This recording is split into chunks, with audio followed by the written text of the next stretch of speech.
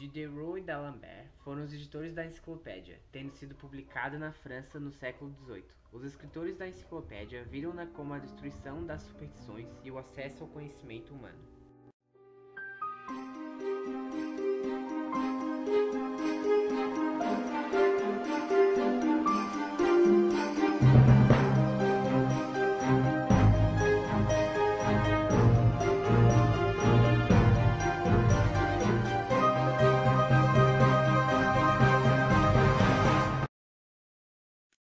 Denis Diderot nasceu na França em 1713. Depois de 4 anos, nasceu Jean d'Alembert. Diderot foi um grande estudioso de leis, literatura, filosofia e matemática, tendo se graduado em artes na cidade de Paris. D'Alembert foi um físico, matemático e filósofo, tornando-se famoso pelo enunciado de um princípio básico da mecânica, conhecido como princípio de D'Alembert, bem como pelo estabelecimento das equações das derivadas parciais de segunda ordem. Durante o ano de 1745, Denis foi contratado pelo produtor Andrew Le Breton, com o intuito de traduzir uma enciclopédia inglesa. A partir daí, passou a trabalhar com John organizando uma enciclopédia que foi uma grande inspiração racionalista e materialista, de grande influência aos líderes da Revolução Francesa, propondo uma imediata separação entre a Igreja e o Estado, e ainda o combate às superstições. Jean d'Alembert morreu em 1783 e um ano depois morre Denis Diderot, ambos em seu país de origem.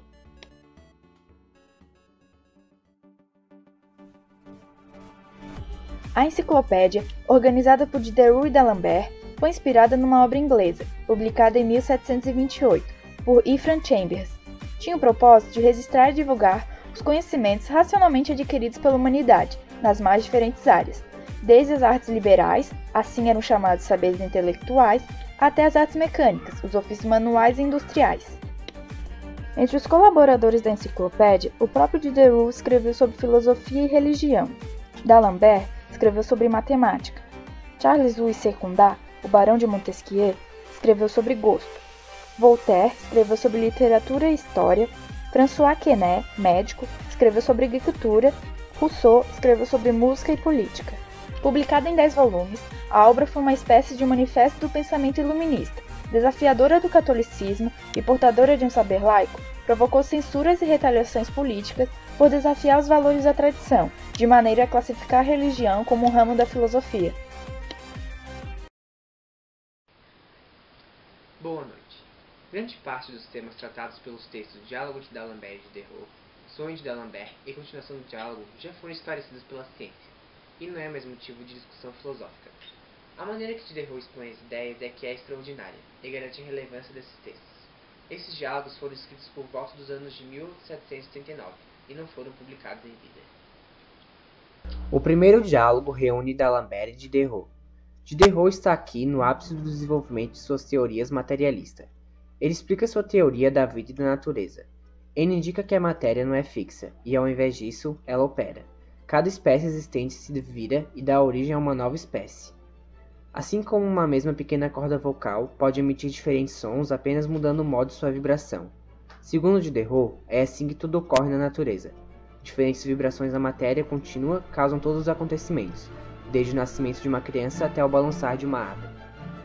Diderot defendia que os seres humanos, por contínuas transformações, passavam de matéria inanimada a pessoas, para depois se transformarem novamente em matéria inanimada. Nosso sistema nervoso e nossa consciência, segundo ele, são como uma teia de aranha, onde a aranha é o cérebro e a teia as terminações nervosas. Basta um pequeno movimento em qualquer parte da teia que a aranha o sente. Um enxame de abelhas também serve como exemplo no diálogo da natureza contínua da matéria. É levantada a hipótese de que, grudando de alguma maneira todas as abelhas num enxame, esse enxame passaria a ter uma única consciência. No último diálogo, o médico defende ideias de liberação sexual para Mille Espinasse, pois a repressão contra o sexo iria contra a natureza do ser humano.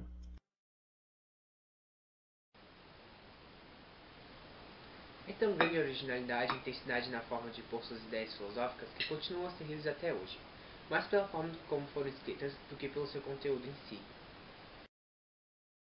Agora que já ouvimos a explicação sobre os textos de Diderot, nossos pesquisadores descobriram uma antiga gravação que contém uma discussão entre Diderot e d'Alembert. Nossa equipe técnica simulou a conversa. Confira. Antes de ir a um passo mais longe, Deixe-me contar a história de um dos maiores geômetras da Europa. O que era essa criatura maravilhosa para começar? Nada. O quê? Nada? Nada vem do nada. Se você está preocupado com a pergunta o que veio primeiro, a galinha ou o ovo, é porque você acha que animais eram originalmente o mesmo que eles são hoje. Que loucura! O que é que você está dizendo? Eu estava dizendo a você, mas ele vai nos levar para longe da nossa discussão inicial. Por que não? O tempo não é nada para a natureza. Você vai concordar com a minha extinção do Sol? Mais rapidamente, uma vez que não será o primeiro a ter ido para fora. Depois que o Sol se apagar, qual será o resultado? Plantas morrerão, os animais perecerão, a terra será deserta e silenciosa. As plantas e animais que conhecemos hoje talvez não seja reproduzida.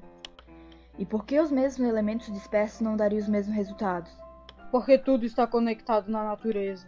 E se você imaginar um fenômeno novo ou trazer de volta a um momento do passado, você está criando um novo mundo. Quem pensa profundamente não pode negar isso. Eu me lembro. Que efeito que isso poderia ter contra uma sequência de fatos incontestáveis? A consciência da identidade continua desde o primeiro momento da reflexão para o presente. E em que se baseia essa consciência? Na memória de suas ações. E sem essa memória? Sem essa memória não teria identidade. Sua vida seria uma série interrompida de sensações, sem nada para conectá-los. Muito bem. O que é essa memória?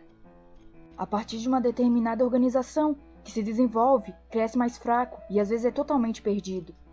Então, se um ser que pode sentir e que possui essa organização que dá origem à memória, formulários através dessa conexão de uma história que é sua vida, e assim adquire a consciência de sua identidade.